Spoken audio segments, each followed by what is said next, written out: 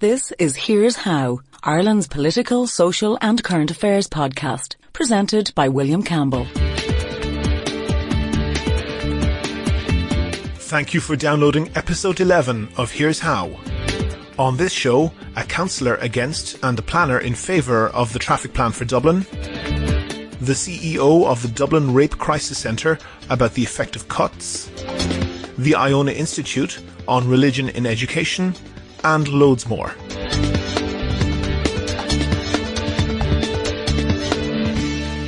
Here's How is Ireland's political, social and current affairs podcast. Make your view heard. Just dial 076 603 5060 and tell the world what you're thinking. Your voicemail may be included in the next podcast. You can find tips on recording your contribution and other ways to contact the show at here'show.ie/call.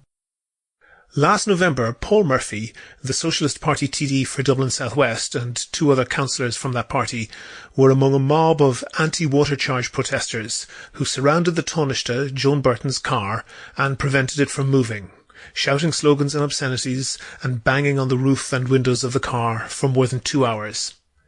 It was disgraceful behaviour. People are entitled to protest, but they're not entitled to detain anyone, whether it's a 65-year-old woman or anyone else. They're not entitled to detain anyone against their wishes. Now we've learned that Paul Murphy and more than 20 other demonstrators are to be arrested and charged in relation to that protest. Claire Loftus, the Director of Public Prosecutions, has decided that at least some of them, it seems, will be charged with wrongful imprisonment. This is an extremely serious charge. Under the 1997 Non-Fatal Offences Against the Person Act, someone convicted on indictment of wrongful imprisonment can be sentenced to life in prison. Paul Murphy was all over the media in the past week with complaints about the way the Gardaí were carrying out the case. To some degree, he has a point. First of all, he says that the charges are both wrong and excessive. Well, that's for a jury to decide. But he also made the point that news of the planned arrests was leaked to Garda-friendly journalists before some of the arrests had even happened. This doesn't seem to have any purpose other than news management. It certainly doesn't have any legitimate policing purpose. Also, the arrests seem to have been unnecessarily heavy-handed. Paul Murphy claimed that 8 Gardaí arrived at the house of a 16-year-old protester, and none of those detained were offered the opportunity to be arrested by appointment, as is common with people who pose no flight risk. Paul Murphy has accused the Gardaí of political policing. That's a term that's been thrown around a lot, particularly by Sinn Féin. It's a term that has been thrown around a lot without anyone ever really defining what it means, and sometimes it seems that the definition of political policing is just policing that some politician doesn't like. But police are vital to the functioning of a democracy. If the law is not enforced consistently, it quickly comes into disrepute. And if some people feel that the law is not enforced equally on them, then nobody has much of an incentive to obey the law at all. However disgraceful the behaviour of the Socialist Party mob last November, much of it resembles the harassment and violence carried out by extremists in the 1920s and 1930s. The Gardaí and other law enforcement institutions of the state have a duty to enforce the law and to be seen to enforce the law equally. It's not so many years since the Gardaí were threatening a radio station in Dublin with search warrants because they thought the station might know the identity of a prankster who painted an unflattering portrait of Brian Cowan and stuck it up in the National Gallery. Bruising the ego of a thin-skinned Taoiseach, they thought, was a higher priority than any other investigation they had going on. When they were asked what crime they were investigating, the best they could come up with was the criminal damage of hammering a nail into the wall of the gallery, although no nail was used and no complaint was made. All that might be defensible, barely, if there was the same enthusiasm for prosecuting real crimes. Let's remember that it was the Director of Public Prosecutions, Claire Loftus, who decided that Paul Murphy and his party colleagues should be charged with crimes with a possible sentence of life in prison, when she could have charged them with something much more minor, such as breach of the peace. She took 9 months from the incident to decide that. But it is now 9 years since the initial report of the Moriarty Tribunal, and according to repeated answers to Dáil questions, the same DPP, Claire Loftus, has still not decided on whether to advise the Gardaí on whether to begin a criminal investigation into the bribery and corruption that Justice Moriarty found. And as a result, almost a decade later, the Gardaí have still not begun an investigation. With that level of inconsistency, the real threat to Irish democracy is not a few thugs banging on the roof of a car. It's An Garda Síochána. Do you agree? Do you disagree? If you want your point of view heard, dial 076 603 5060 and leave a contribution for the show. The lines are open 24/7 and you can find tips on how to record a good contribution and other ways to contact the podcast at here'show.ie/call. David Quinn is the director of the Iona Institute. He's also a columnist with the Irish Independent, and he's on the line now. He's written a lot about denominational education in Ireland, and I just want to get a frame of the quantity of the issue, David. As you see it, what proportion of Irish people are Catholics? Well, I mean, according to census data, the percentage who say they're Catholic is something like 85%. I mean, that's obviously different from the number who actually practice their faith. Mm-hmm. But the number who are at least nominally Catholic or self-describe as Catholics is about roughly 85%. But I'm asking more for your opinion. As you see it, in the way that you define Catholic, what proportion would you kind of guess? Well, if you consider people who will say go to Mass weekly or monthly, it comes to probably about half. But half the population? Half the population are Catholics, which would mean, I suppose, about 40% of the overall population, 40-45%. Sure, and that's fine. I'm looking at the report from the Conference of Catholic Bishops, and they did some research on this. And they researched, of course, the whole population base, but within that, of course, Catholics. And of Catholics, so percent of Catholics, not percent of the whole population, percent of Catholics who believe in hell is about 50%. Percent of Catholics who believe in heaven is about 75%. So about 1 Catholic in 4 doesn't believe in heaven, and the same number for sin. And about 30% of Catholics don't believe in life after death. But those figures are very odd. They are. The one that really shocked me is 1 Catholic in 10, actually more than 10% of Catholics, say they don't believe in God. Isn't it kind of obvious that when we do the census, and there are questions around the way the census is conducted, but when people tick the box for Catholic, isn't it likely, given that 1/10 of the people who tick Catholic don't actually believe in God, isn't it likely that they're more saying something about a tribe that they feel affiliated to rather than their religious belief? Well, I mean, that's why I said I made a distinction between those who say they're Catholic and those who are actually practicing believing Catholics. Mm-hmm. And that's fair enough, and I think that's probably important for it. At present, there is a controversy about denominational education, and on this podcast, I think on episode 9, we spoke to John Hamill of Atheist Ireland, and he was very exercised over the fact that, for example, Catholic schools, which are funded pretty much entirely by the taxpayer, were doing things like telling parents that there was a place for their child was welcome to come to the school, but they had to go and get baptized first. Do you think it's appropriate that people whose salary is paid by the state should insist that citizens join a particular religion? I think it's entirely appropriate that the tax system and the funding of schools reflects the wishes of the population rather than the wishes of a particular segment of society, whether indeed it be Catholic or atheist. All right, the school system must obviously respond to, broadly speaking, the wishes of the public, because it's the public who are the taxpayers. As to the admissions policy of Catholic and other denominational schools, there are lots of children who are non-Catholic and non-Christian and non-religious and unbaptized in Catholic schools. So being baptized is not an absolute requirement to go to a Catholic or Church of Ireland or Presbyterian school or whatever. The baptismal certificate question really only arises under conditions of oversubscription to a particular school.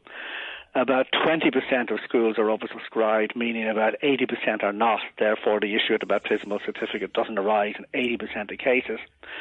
Where it does arise, actually, is disproportionately speaking on the south side of Dublin, because there's a shortage of school places, mysteriously, in the most affluent part of the country.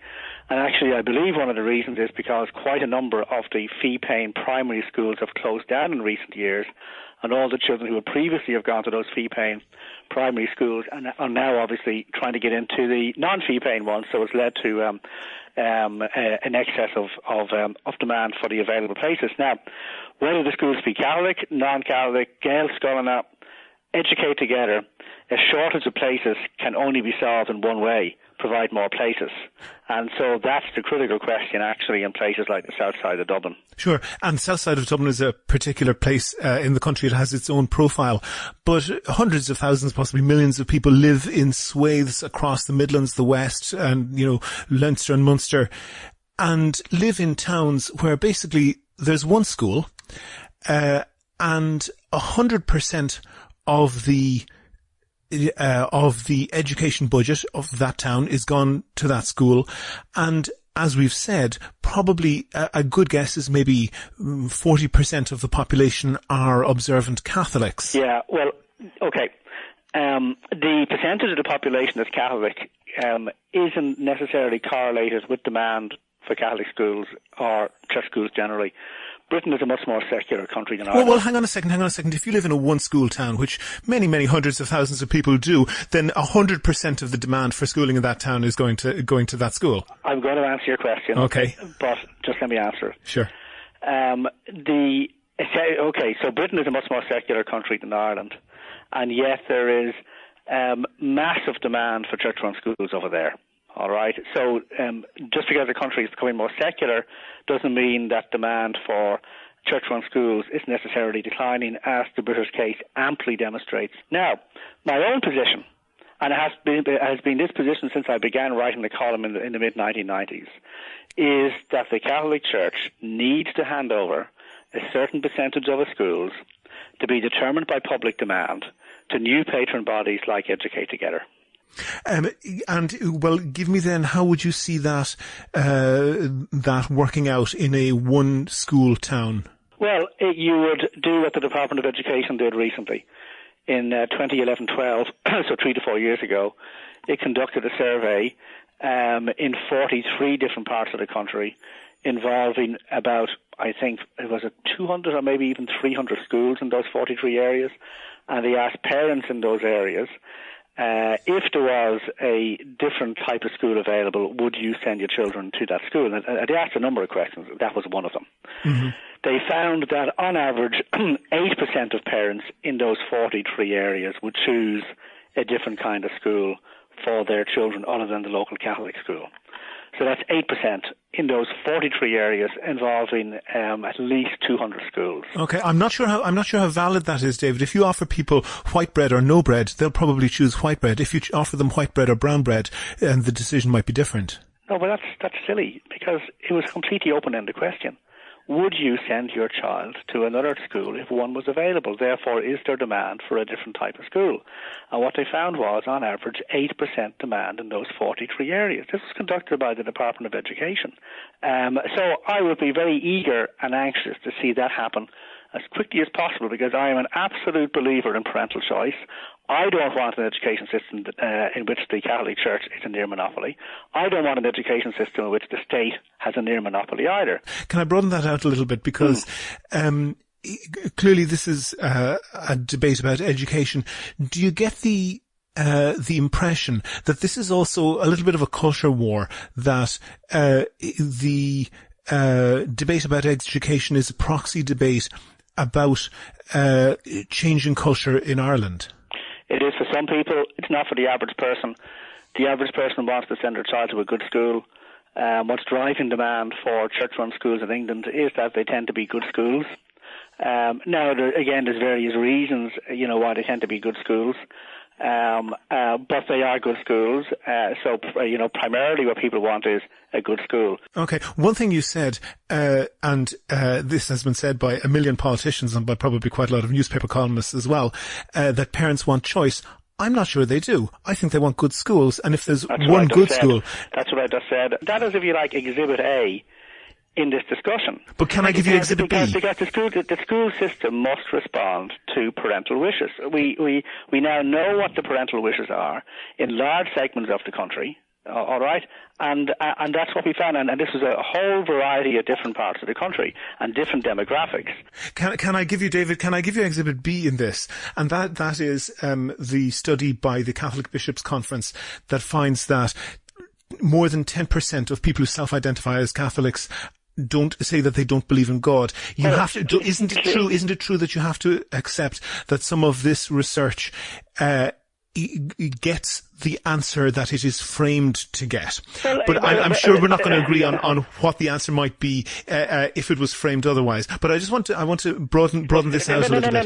No. I've got to challenge that assertion. Mm-hmm. I mean, that particular piece of datum is irrelevant to the discussion we're having, because people were specifically asked about the type of school they want and would they use a different type of school, and 92% basically said no. So whether they believe in God or don't believe in God, or go to church or don't go to church, the fact remains that in the areas surveyed by the Department of Education under Rory Quinn, who wants X number of schools handed over to new patron bodies, so this was driven by the Department of Education, and Rory Quinn found that 92% of parents in those areas surveyed do not want a different type of school. Okay, you've made that point. Yeah, and just to repeat, I want the Catholic Church to hand over whatever number of schools it takes to meet the level of demand that there is really out there for an alternative.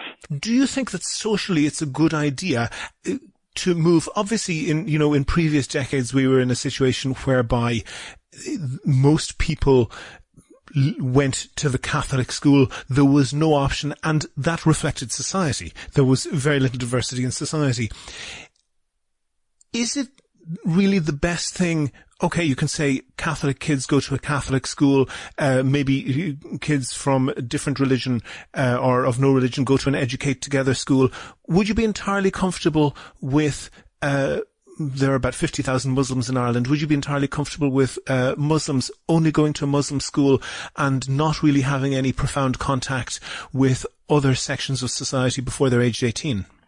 I, again, put parents into the driver's seat here. I mean, I'm in favour of Muslim schools if that's what Muslim parents want, and it's what they do want.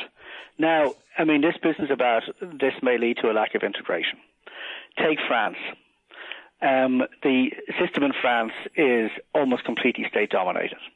The vast majority of Muslims in France go to state schools. What have we seen in France? Massive lack of integration of many Muslims, resulting, for example, a few years ago in riots on the outskirts of Paris.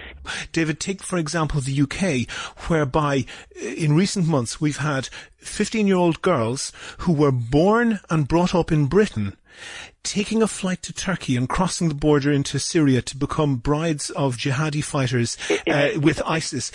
Can you really say that risking that level of disintegration that a 15-year-old would do that? Do you really think that's appropriate? Two things. First of all, it is really, really very extreme to go from having a discussion about church-run schools. It's really a massive stretch to try and go from discussion about Catholic schools to ISIS.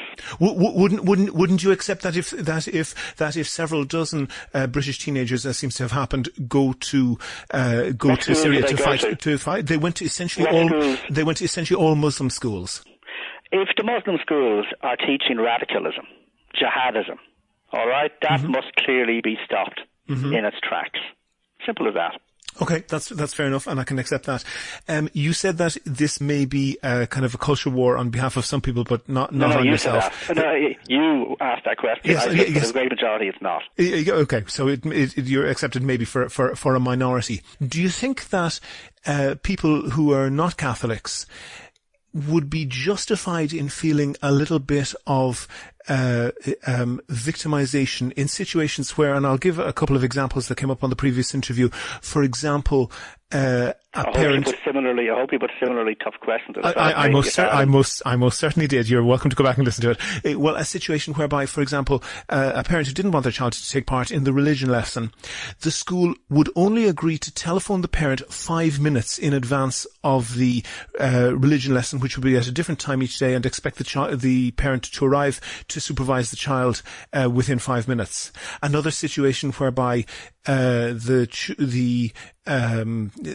parent suggested giving the child a book to read in the corner of the class. The school said that wasn't acceptable. And the practice, which is across pretty much every single, I think, Catholic primary school in the country, which is to have the religion class in the middle of the day to make it as disruptive and as difficult as possible, for example, for a child who's not Catholic to arrive late or leave early, as would be possible if the religion class was first thing or last thing. Okay, 2 points here. One is if a school is giving a parent five minutes notice, that's clearly ridiculous and unacceptable, and the school has to be more reasonable. Number two, this gets back to the overarching point. There needs to be fewer Catholic schools in the country and more schools like Educate Together.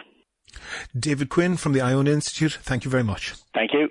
Never miss a show. Follow at Here's How Podcast on Twitter and like Here's How on Facebook for updates on each show's contents. Ellen O'Malley Dunlop is the CEO of the Dublin Rape Crisis Centre. The rape crisis centres have suffered a number of funding cuts recently. Ellen, can you give me an amount of money that you have lost and what that means in your budget? Well, there are 16 rape crisis centres around the country, and the funding to rape crisis centres up to 2008 would have been around 4 million. Now, most rape crisis centres have had cuts up to about 25%, some a little bit more, some 30%. And that is really very, very difficult for rape crisis centres to be able to respond to victims coming to the centres. When you say a 25% cut of that 4 million, that's a 25% of the cut that you get from of the funds that you get from the Exchequer. Do you have other funds as well? Well, all rape crisis centres would have to fundraise to make up the difference between what it costs to run the centres and what our statutory funding is. Mm-hmm. So I can tell you about the Dublin Rape Crisis Centre, which is the centre of... What proportion of that funding would come from fundraising? What proportion would come from the Exchequer? 2/3 come from the Exchequer and 1/3 comes from fundraising. And how much have you lost? We've lost 30% at the Dublin Rape Crisis Centre, and since 2008, the therapists and all working in the centre have taken cuts up between 5 and 20%, and they've been on frozen salaries since 2008. Can you give me an idea, because obviously some people will have been unfortunate enough to encounter your services or to need your services. For people who don't know what you do, could you step me through what sort of service you provide? Well, we have a number of services. We'll say a person has become a victim of a rape or a sexual assault and report to the Gardaí, they will be taken to the sexual assault treatment unit in the Rotunda Hospital, obviously to ensure that the person is all right physically and to take evidence if they want to proceed through the criminal justice system. We support the victim from the very beginning. So we will be called out to the sexual assault treatment unit at any hour of the day. That's a 24-hour service we offer. We also offer a 24-hour helpline, and the helpline is 1-800-77-8888. That's 1-800-77-8888, and there is always a trained person at the end of the line. So then we also offer ongoing therapy for victims who obviously would be traumatized after experiencing such a heinous crime perpetrated upon them. We go out to schools where we give school talks, and we have an education and training department, and that department has devised what's called a body right program, which is an add-on to the SPHE program in schools, and these are terribly important. This is the transition year, the social personal health education. Exactly. And these programs are so important because we work in small groups with young people. So it's really important that young people are appropriately educated around their own bodies, how their bodies develop, and also the potential for violence as a consequence of what's sadly so readily available nowadays, and that is pornography that young people are being bombarded with so often today. I don't want to get into that. That's a separate debate. But for example, and you wrote about somebody showing up in a A&E or a sexual assault unit, and you then have a call-out service. Can you give me an idea of what that counsellor would do when they're called out in that circumstance? Well, obviously they are meeting somebody who is traumatised, and the trained support person would know how to be with a traumatised person, would know not to be inappropriate in any way in terms of questions they might ask them, and they would also tell them of the other services that are available should they need them. So it's a very, very supportive, as I say, responding to the person where they are in that moment of trauma. And how would that contrast to somebody perhaps who'd been sexually assaulted, maybe a woman who'd been raped, who had to deal with the hospital, the Gardaí and so forth without that support? Well, I think, by the way, it's not just women who are victims. Men are also victims of this crime. And I suppose the difference would be if you didn't know how a traumatized person is, and how this type of trauma affects an individual. You might think, for example, if you saw somebody who didn't seem to be affected by it, you might think there was nothing wrong with them. So a trained person would be able to see beyond the facade that the person is presenting and know how to be with them. And somebody who wasn't trained to pick up those signs might be inappropriate and might say something, sure, it looks like, you're okay. It looks like as if, gosh, you've dealt with this very well, or, those types of comments would be inappropriate. I understand. Ellen O'Malley Dunlop, CEO of the Dublin Rape Crisis Centre, thank you for talking to me. Thank you very much. Make your view heard. Dial 076 603 5060 and leave a contribution for the show. You can find tips on how to record a good contribution and other ways to contact the podcast at here'show.ie/call. Niall Ring is an independent city councillor on Dublin City Council for the North Inner City, and he joins me on the line now. Just to introduce yourself, Niall, you were reported in the Irish Independent a while back as coming from a Fianna Fáil family, that you stood as an independent, having lost out at a selection convention, and that you would have been fairly close to Bertie Ahern. Would it be fair to say that you're a Fianna Fáil gene pool independent? I would say that would be absolutely true, William.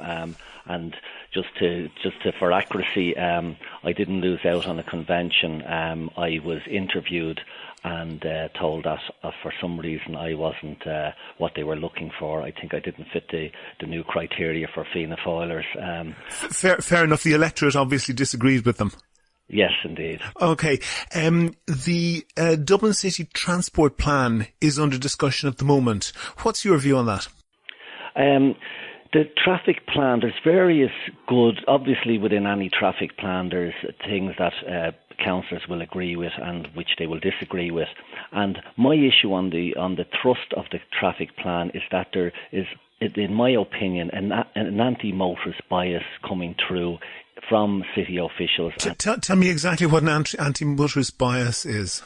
Well, I'm an accountant, and I would be very aware of the economic benefit of having drivers coming into the city centre, doing their shopping, etc. Now, also, and then obviously the economic benefits of people actually driving between registration tax, NCT fees, excise duty, etc. So I'm pro-motorist, but I'm not anti-cyclist, and I wouldn't like anyone to get that impression. But I believe there has to be a balance struck between the needs to have cyclists and more use of cycling within the city because of the obvious benefits in terms of less traffic jams. Give me a couple of points that are specifically anti-motorist. What I see as anti-motorists at the moment coming through is the Dublin City Transport Study, which is recommending the exclusion of private cars from, for example, College Green, Westmoreland Street, the Lear Street, Suffolk Street, Bachelor's Walk and George's Quay. This is the heart of the city, the heart of the north-south route in the city, and to exclude private cars from that, I believe, is absolutely wrong. The second one that is at the moment, which is exercising people, is this the Amiens Street, the Clontarf to Amiens Street cycle route, where they're proposing to remove the footbridge at Fairview and also making Amiens Street one lane each way, which again is going to have a huge detrimental effect on motorists. To go to the College Green one first, College Green was built at a time really before the car was invented. The amount of actual traffic that goes through there, that's to say car traffic that goes through there, compared to the damage it does to the social fabric of the city, surely on a cost-benefit analysis, the cost of putting cars through there is very high compared to the benefit. Well, I would think that the Dublin City Centre Traders Association would disagree with that, and I know Dave Brennan has come out strongly against this exclusion of private cars and this whole transport study, because the facts are a motorist spends 6 times as much in a city centre shop as somebody coming in by bus or by bicycle or whatever. And that's a real economic benefit. And don't forget, the city centre area accounts for 80% of the Dublin city rates, and we need that 300 million in rates to actually run the services in the city. Sure, but hang on a second. If people are offered a different mode of transport so that they can get into the city centre in ways that don't diminish the city centre as much, surely they will spend as much money. Well, I've yet to see anybody going in on a bicycle and bringing home a flat screen TV and the basket on front, to be honest, William. And I don't mean to be trivialising it, but the facts are motorists go in, they park at an exorbitant rate, it has to be said, but again, that's money for the city.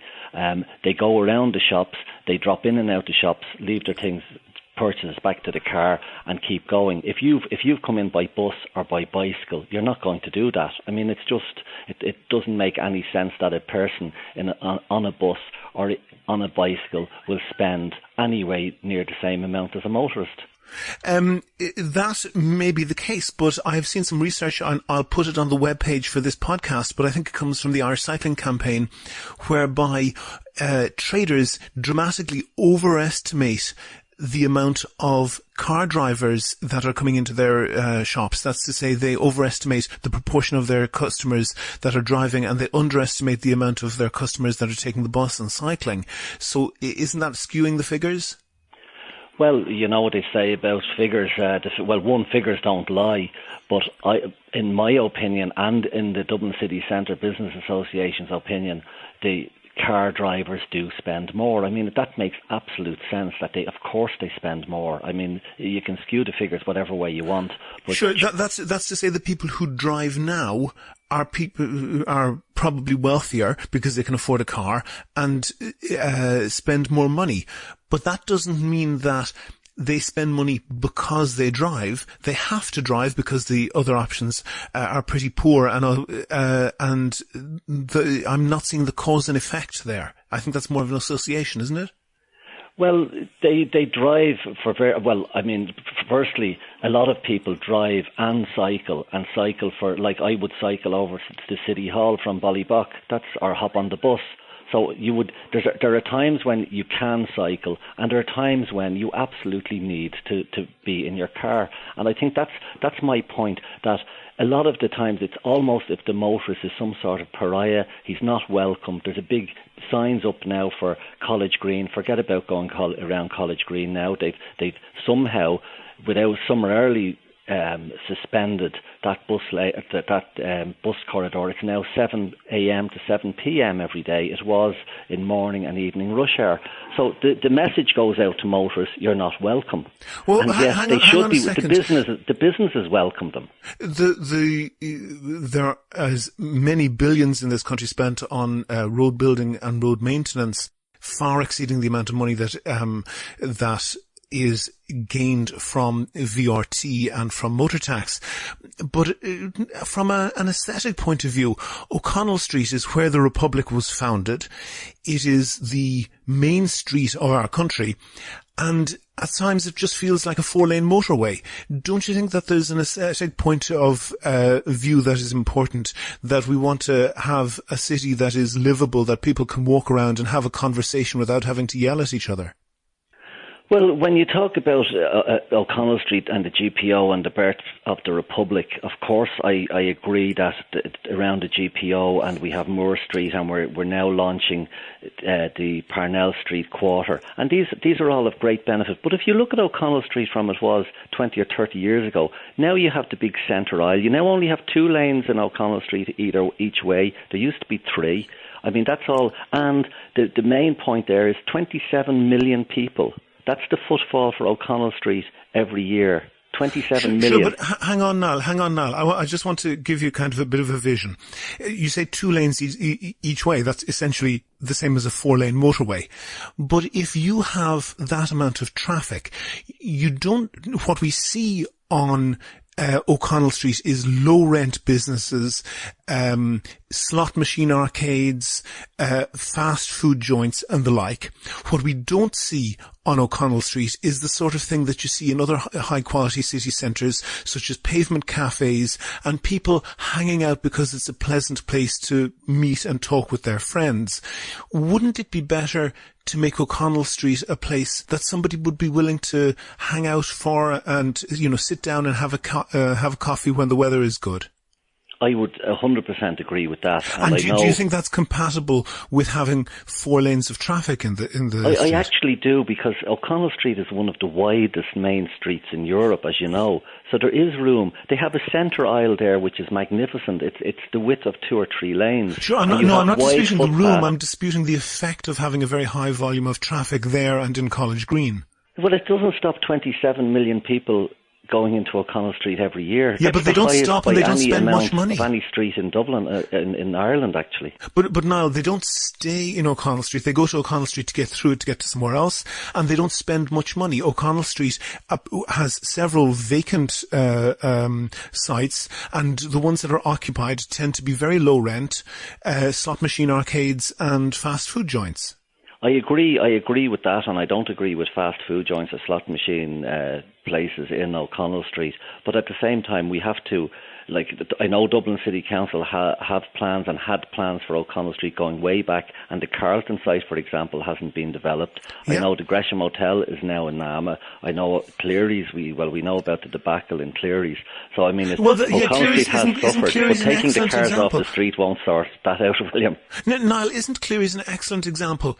Nobody wants to go from Henry Street across to Cleary's because it's such an ordeal. That's one of the reasons why Cleary's was in such trouble. Nobody would go there. They have very little footfall across on the east side of the street, and people find crossing O'Connell Street intimidating. I'm a fit, reasonably young male. I don't know what, perhaps more vulnerable pedestrians would feel, but I amn't comfortable crossing O'Connell Street with the amount of traffic. Well, I can't, we can't solve the problem by taking cars off O'Connell Street in their entirety. I mean, that wouldn't make any sense at all. I mean, people have to get from A to B by car. And by whatever other means of transport. I mean, we have, luckily enough now, the Lewis is going to come up O'Connell Street, and that reduces that side of O'Connell Street, the west side, to 1 lane. And what do you think pedestrianisation did for Grafton Street? I think it improved it vastly. But remember, Grafton Street is a narrow street and was never a main artery for cars. Was never a main artery. Mm-hmm. I mean, O'Connell Street is. I mean, it's the main street in the city. You can't. Well, I don't know. Maybe there are examples of places where they've done that. But William, my mind isn't closed to any suggestions that would improve my city, because as Dubliners, we all love our city. Anything that improves the city, I'm certainly open to. Well, Niall, I agree with you on that for sure, and thank you very much for talking to me. Okay, William, thanks a lot. I enjoyed that. If you like the Here's How podcast, please rate and review the show on iTunes and other podcast providers. Share it on Facebook and Twitter. Tell your friends. But most of all, make your views heard. Call us on 076 603 5060. David O'Connor teaches transport planning and urban design at DIT. He is the programme chair of the MSc in spatial planning, and he's got a lot of experience in transport and urban planning. David, when you're cycling to work each morning, do you bring a hammer to hit yourself over the head to distract you from all of the bad planning that you have to look at? I don't.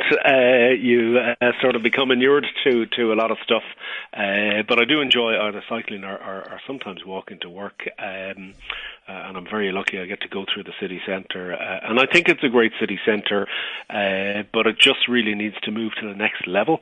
And I think that's the plan in the Dublin City Council's new city centre transport study. It's really about a lot of best practice in international city centre transport management. That's what I see in the document. Well, I spoke to the Fianna Fáil, ex-Fianna Fáil councillor Niall Ring. He was of the opinion that motorists are being persecuted in some way. Is that how you see it? Not in the slightest. I mean, nobody's been persecuted. I mean, they've been persecuted at the moment because they're stuck in traffic, they're stuck in congestion, and nobody benefits from an unplanned transport environment. It simply doesn't work. But this is not an anti-motorist plan at all. If anything, it'll benefit them. It'll make those that are required to drive in. There are business trips, there are emergency trips, there are family trips where the car is the indispensable option. But at the moment, those people are stuck in congestion, stuck in traffic. Give me a couple of headlines as to precise line items in that plan that you think are a good idea. Well, it's a really interesting strategy. It's strongly place-based, so it's focusing, and that's something I think is they're kind of starting with the city centre, what kind of city centre we want to have and enjoy, and that's the most important thing, is a city centre that people want to go to in the first place. So an attractive city centre, and they're looking at places like College Green. They're also taking places like Bachelor's Walk and Aston Quay and Stephen's Green at the top of Grafton Street. And they're planning very, very active and accessible but people-friendly public plazas. And people talk about, continental European cities. That's what Dublin has a hugely vibrant retail core in Grafton Street and Henry Street, but getting to those places is the problem. And what does a vibrant core look like? What would it be different? How would it be different from what we see today? Well, they do visualise it in the study, and if you look at College Green and if you look at the Stephen's Green and places like that, it'll be accessible by tram and bus and cycling and walking. There'll be a nice place to be. More people will be able to get there. Now, if you want to get there by car, you'll be able to do that, but you'll be directed straight into a car park, which will be just on the edge, accessible from the edge, and then you'll walk, you'll become a pedestrian. We're all ultimately pedestrians. Niall Ring was saying that College Green is an important artery, that you're cutting off a motor route through the city. No, it isn't. Why not? It's a hugely important public transport artery at the moment. 400 buses an hour are going through there. That's fact. That's this morning. Those are Dublin City Council traffic cam figures. That's colossal. That's actually the equivalent of 20,000 passengers per hour per direction by bus alone. They also want to put Lewis Cross City going through it and retain a lot of the bus access. Now, you simply can't do that. The bus gate, there's been lots of studies on this. It has worked. And city centre business has only thrived, and the car parks have been fine. but it's a really strategic bus, now tram, and everybody walks there, and it's not a pleasant place to walk, so they have to do something with that. That's, if we have any pride in our city centre, we have to do something better than that. So essentially the plan is to completely remove private cars from College Green. Well, if College Green as for through access, yeah. One of the problems is you have a lot of trips in the city centre that are unnecessary car trips. They're through trips. People aren't stopping. They're not stopping to spend a dime. They want to get to the other side of the city. When Lewis Cross City comes along, again, that's bringing more people through the city centre by public transport, and the Lewis has been a huge success. Essentially what you'll have is a situation where you won't be able to drive through the city centre anymore. You'll have to drive around it. Now, it can be different studies in different parts of the city. It can be anything from 40 to 60% of these trips are through trips. If you eliminate those, then the people that want to, that really need to come in and drive in and shop, they can do that much easier. But actually, you'll find a lot of those people will suddenly say, actually, I might take the bus now, or I might take the tram, or I might even cycle and walk because it's healthy and it's a nice day. You'll have a different situation. Okay, that's College Green. What about O'Connell Street? O'Connell Street, there are different things happening. The really interesting one is Bachelor's Walk, actually. So that's going to be another bus gate, akin to the College Green bus gate. So if you like, we have our north-south bus gate at College Green. Now they're going to have an east-west one. And that's really, actually the busiest bus corridor, the busiest transport corridor in Ireland is the North Quays QBC. It's bringing in something like 10,000 passengers per hour in one direction in the morning peak. It's very, very busy. And the one point, clearly you're a lot more expert than me in terms of urban planning, but what I compare Dublin to is the kind of the feel that you have in Dublin compared to other cities. In many cities, even in quite large streets, you would see it in Berlin or Paris, you can sit beside a street and have coffee in a sidewalk cafe. You can kind of sit on a like a park bench or a street bench and have a conversation with somebody.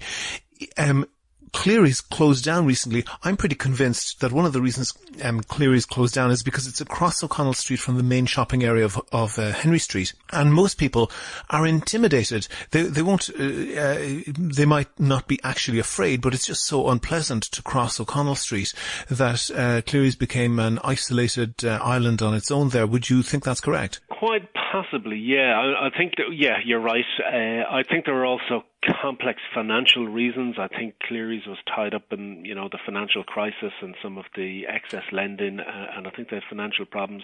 Cleary's does have its own sort of catchment from that side of the north inner city. People, so. But if you look at the rest of O'Connell Street, for example, you have vacant sites, you have burger joints, you have slot machine arcades.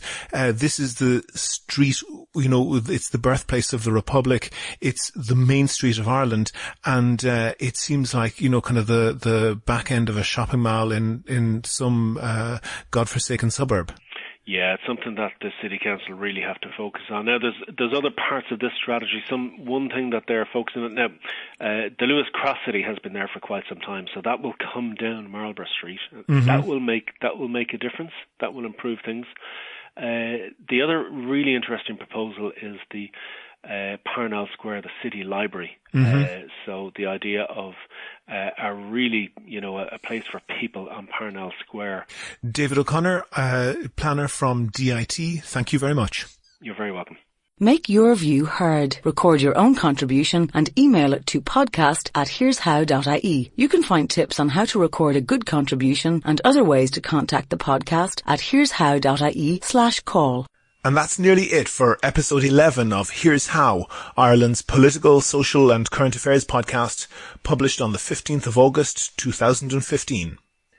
References for everything that I mentioned in the show are listed in this episode's pages on the here'show.ie website. If you like the podcast, please go on iTunes and write a nice review. Also, please like the show on Facebook. Please follow @Here's How Podcast on Twitter. And of course, subscribe to the show. You can use iTunes, Stitcher, TuneIn Radio, or any other podcast app or software. You can do all of that right from www.here'show.ie. Or you could just try and find some people who are not on holiday to talk to you and tell them how great the podcast is. The next show will be uploaded shortly. The Here's How podcast is produced and presented by me, William Campbell. Thank you for listening.